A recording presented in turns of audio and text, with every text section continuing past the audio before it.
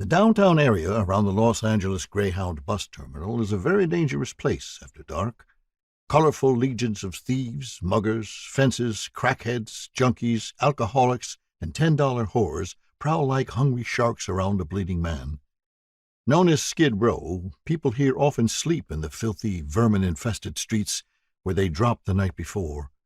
If the great, grand city of angels had an asshole, the downtown area around the terminal would undoubtedly be it.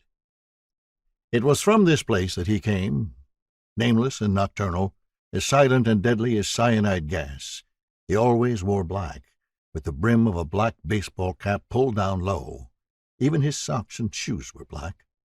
Thus attired, he moved about in shadows, blending and becoming one with them, rarely seen until it was too late.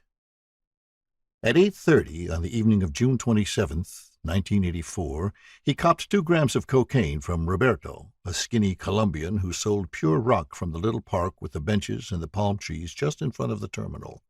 It was a simple matter of saying 2 grams and shaking Roberto's hand, and all of a sudden the coke was in his hand. Roberto shook hands with dozens of people a day and was adept at passing the drug without being seen.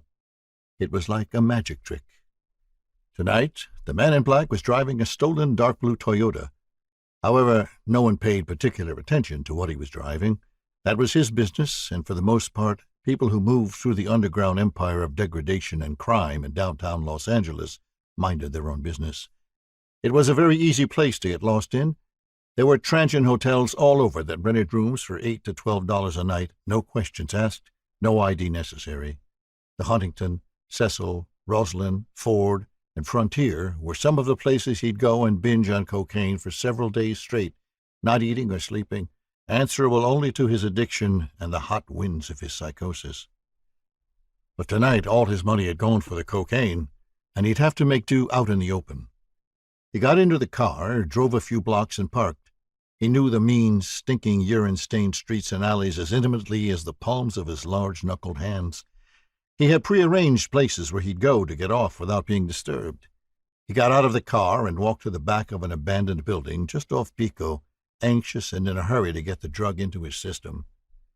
He removed 2 of the 4 glistening rocks from a neatly folded piece of aluminum foil and put them into a cut-down Pepsi can he carried in a little paper bag.